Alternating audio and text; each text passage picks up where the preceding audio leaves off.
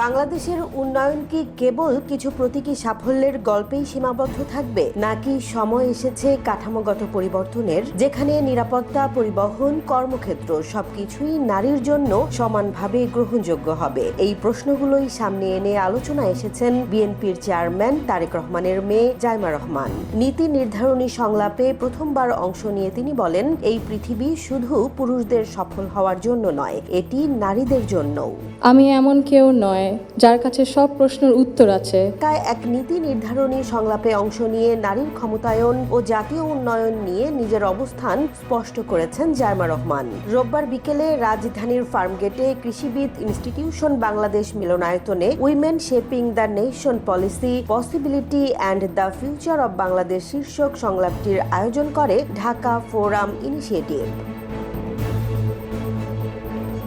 এই সংলাপে জাইমা রহমান জানান, এটি নীতিগত কোনো আলোচনায় তার প্রথম অংশগ্রহণ। তিনি বলেন, সমাজ ও দেশের জন্য কিছু করার শক্তি প্রতিটি মানুষের মধ্যেই আছে, তবে নারীদের বাস্তব জীবনের অভিজ্ঞতা না বুঝে ভবিষ্যৎ গঠন সম্ভব নয়।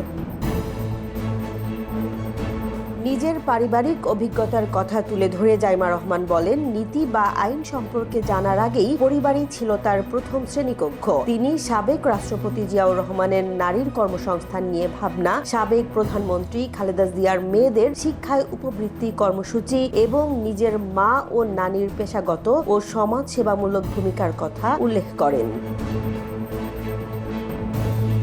নারীর সমতায় পুরুষদের ভূমিকার ওপর গুরুত্ব দিয়ে জাইমা রহমান বলেন, নারীর সাফল্য উদযাপন গুরুত্বপূর্ণ হলেও কেবল কথার সমতায় পরিবর্তন আসে না। যদি সামাজিক কাঠামো নারীর ত্যাগের ওপরই দাঁড়িয়ে থাকে, তবে বৈষম্য চলতেই থাকবে। তিনি বিশেষভাবে বাবাদের ভূমিকার কথা উল্লেখ করে বলেন, পরিবার থেকেই এই চক্র ভাঙা সম্ভব।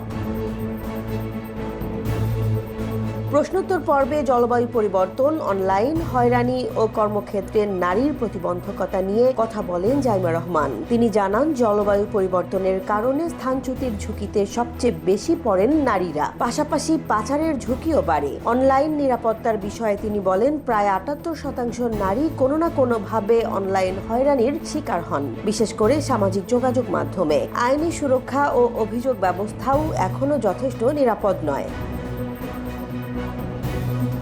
তিনি আরো বলেন, নিরাপত্তা, সুরক্ষা ও পরিবহন ব্যবস্থাগুলো মূলত পুরুষদের প্রয়োজনকে সামনে রেখে নকশা করা। নারীদের এসব ব্যবস্থার সঙ্গে নিজেকে মানিয়ে নিতে হবে। অনেক নারী পদোন্নতির কাছাকাছি গিয়ে পারিবারিক দায়িত্বের কারণে কর্মজীবন ছাড়তে বাধ্য হন। তার মতে, এই কাঠামোগুলো পুনর্নকশা করা হলে নারীরা সমাজে আরো কার্যকরভাবে এগিয়ে যেতে পারবেন। জাইমা রহমানের বক্তব্যে বারবার উঠে এসেছে একটি স্পষ্ট বার্তা, বাংলাদেশ যদি প্রকৃত অগ্রগতি চায়, তবে প্রতীকী সাফল্যের গল্প নয়, প্রয়োজন টেকসই জাতীয় উন্নয়ন। ক্ষমতাকে পৌঁছাতে হবে ঘরে, প্রতিষ্ঠানে এবং মানসিকতায়। এই দায়িত্ব শুধু নারীর নয়, সমাজের সবার। জেসমিন জাহান, নিউজ ডেস্ক, জনবাণী।